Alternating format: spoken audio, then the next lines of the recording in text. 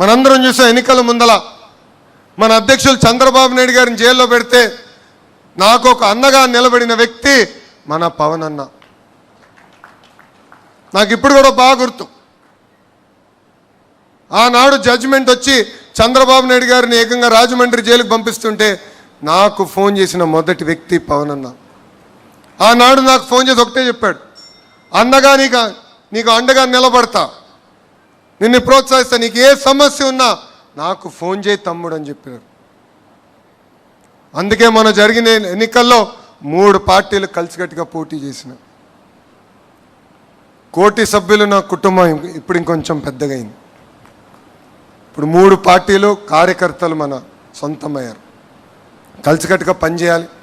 చిన్న చిన్న సమస్యలు ఏమున్నా మనం మన సమస్యలు పరిష్కరించుకోవాలని కార్యకర్తలందరికీ నేను పిలిపిస్తూ, ఈరోజు మనం చూస్తున్నాం ఆ సైకో పార్టీ, క్షమించాలి గొడ్డలి పార్టీ, ఆ గొడ్డలి పార్టీ ఎలాంటి కుట్రలు చేస్తున్నాయో మనందరం చూడాలి. మనందరం అప్రమత్తంగా ఉండాలి.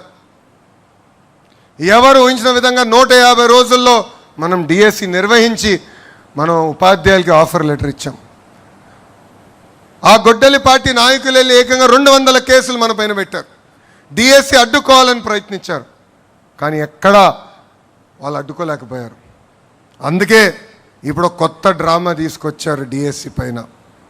అందుకే చెప్తున్నా, సైకో నీది 10th క్లాస్ పేపర్ లీక్ చేసిన బ్యాచ్, నాది స్టాన్ఫర్డ్ హిస్టరీ ఉన్న బ్యాచ్. టీచర్ని లిక్కర్ షాప్ ముందలు నిలబెట్టిన ఘనత మీది. టీచర్ని సింగపూర్కి ట్రైనింగ్ పంపించిన ఘనత మాది. 5 ఏళ్ళలో ఒక్క టీచర్ పోస్ట్ భర్తీ చేయలేని ఘనత మీదవుతే, మేము అధికారంలోకి వచ్చిన తొలి సంవత్సరంలోనే 16,000 టీచర్ పోస్టులు భర్తీ చేసిన ఘనత మాది.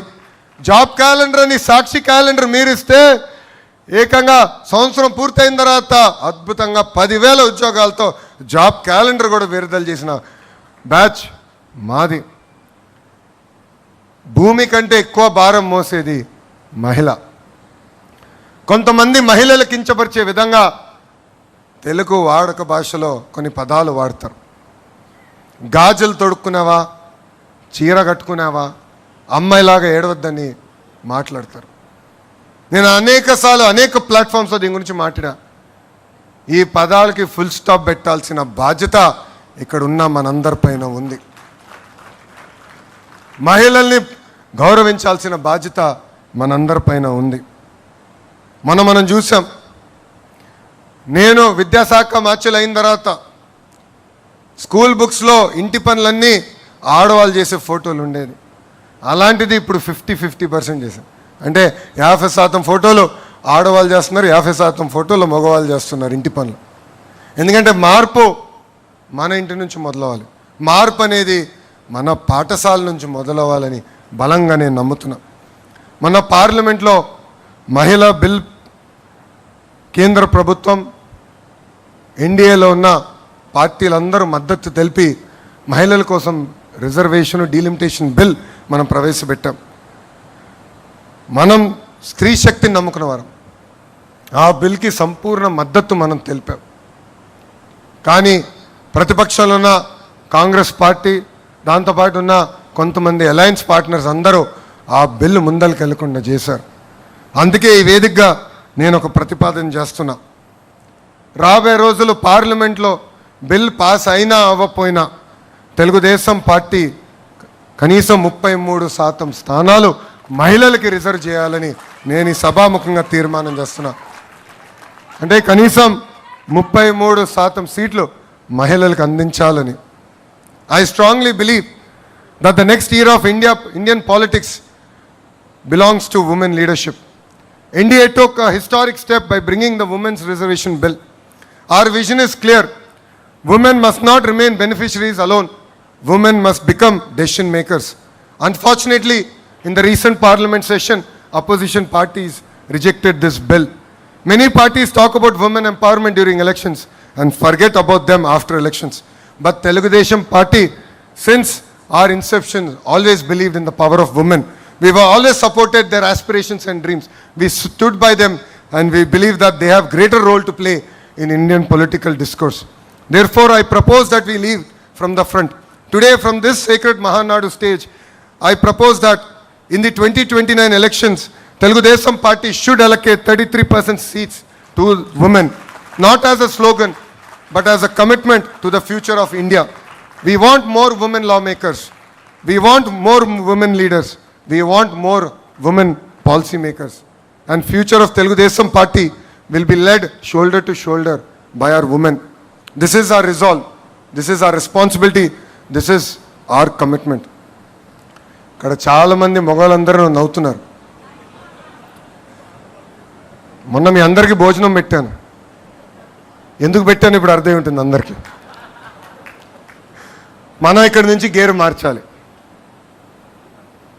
2 సంవత్సరాల హనీమూన్ పీరియడ్ అయింది. ప్రజల ఆశతో మనందరినీ గెలిపించారు.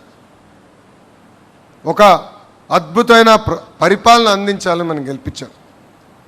ఈరోజు ఎప్పుడు లేని విధంగా సుపరిపాలన మనం అందిస్తున్నాం. లా అండ్ ఆర్డర్ ప్రాబ్లమ్స్ లేకుండా మనం చూస్తున్నాం. ప్రతిపక్ష పార్టీకి చెందిన నాయకులు ధర్నా చేయాలంటే శాంతియుతంగా మీరు ధర్నాలు చేయొచ్చని కూడా వాళ్ళందరికీ పర్మిషన్ ఇస్తున్నాం. ఎక్కడ వాళ్ళని అడ్డుకోలేదు. ఎక్కడ వాళ్ళ గేటుకి మనం తాళగట్టట్లేదు. సుపరిపాలన అనేది మన ప్రభుత్వం ట్రేడ్ మార్క్. మనం ప్రతి ఎన్నికల్లో సైన్యంగా పనిచేయాలి. చిన్న ఎన్నికలైనా పెద్ద ఎన్నికలైనా మనం ఒకటే గుర్తుపెట్టుకోవాలి, ఇది మా తెలుగుదేశం, నా తెలుగుదేశం, నా బాధ్యత అని ప్రతి కార్యకర్త ఒక నినాదంతో వెళ్ళాలి. మనం ఒక పెద్ద కుటుంబం, చిన్న చిన్న సమస్యలు ఉండొచ్చు, 4 గోడల మధ్యన కూర్చుని మన సమస్యలు మనం పరిష్కరించుకోవాలి. నేను ఇప్పుడే చెప్పా, నమ్ముకున్న సిద్ధాంతం కోసం నేను కూడా పార్టీలో పోరాడా, ఇప్పుడు పోరాడుతూనే ఉన్నా. కానీ ఏనాడు బయటకు వచ్చి మాట్లాడు. నిర్ణయం తీసుకున్నది ఒకటే ఉంటుంది నా దగ్గర, జై తెలుగుదేశం, జై చంద్రబాబు అని. ఈ నినాదానికి ప్రతి కార్యకర్త కట్టుబడి ఉండాలని నేను కోరుతున్నా. గౌరవ అధ్యక్షులు ఇప్పుడే చెప్పినట్లు అహంకారం వీడాలి. మనం చూసాం గతంలో 151 స్థానాలు 11 ఎట్లయిందని. ఇది మనందరం గమనించాల్సిన అవసరం ఉంది. ప్రజల దగ్గరికి వెళ్ళాలి, ప్రజలతో మమ్మక్యం అవ్వాలి, వాళ్ళ సమస్యలు పరిష్కరించే దిశగా మనందరం కష్టపడాలని ఇక్కడ వేదిక మీద ఉన్న పెద్దలకి, వేదిక మీద ఉన్న నాయకులకి, రాష్ట్ర వ్యాప్తంగా ఉన్న కార్యకర్తలందరికీ నేను పిలిపిస్తున్నా. ప్రభుత్వ కొనసాగింపు అనేది చాలా చాలా అవసరం. మనం చూస్తున్నాం, ఒక గుజరాత్, ఒక ఒరిస్సా లాంటి రాష్ట్రాలు ఈరోజు ఏ స్థాయికి వచ్చినాయో అందరూ ఒక్కసారి ఆలోచించాలి. 1983లో తెలుగుదేశం పార్టీని అన్న ఎన్టీఆర్ అధికారంలోకి తీసుకొచ్చారు. ఆయన పార్టీని 1982లో స్థాపించారు. ఈరోజు ఈ మీటింగ్ వచ్చే ముందల ChatGPTలో కొట్టారు. 1982లో హ్యూమన్ డెవలప్మెంట్ ఇండెక్స్ తలసరి ఆదాయంలో ఆంధ్ర, ఒరిస్సా రాష్ట్రం ఎలా ఉండేదని, దాంట్లో మీరు చూస్తే చాలా పారామీటర్స్లో ఆంధ్ర రాష్ట్రం, బీహార్ ఒకే రకంగా ఉంది. మన తలసరి ఆదాయం అప్పుడు కేవలం 10 నుంచి 15% ఎక్కువ ఉండేది. అలాంటిది తెలుగుదేశం పార్టీ అధికారంలోకి వచ్చింది కనుకనే, ప్రజలు ఆశీర్వదించి దీవించి మనకు అవకాశం ఇచ్చారు కనుకనే ఈరోజు ఆంధ్ర రాష్ట్రానికి ఈ స్థాయి వచ్చింది. ఇంకా బీహార్ వెనుకబడే పరిస్థితికి వచ్చింది. అదే కానీ ప్రభుత్వం కంటిన్యూస్గా తెలుగుదేశం పార్టీ వచ్చి ఉంటే ఇంకా ఆంధ్ర రాష్ట్రం ఏ స్థాయికి వెళ్ళేదో ప్రజలందరూ ఒక్కసారి ఆలోచించారు. సో ప్రభుత్వ కొనసాగింపు అనేది చాలా చాలా అవసరం.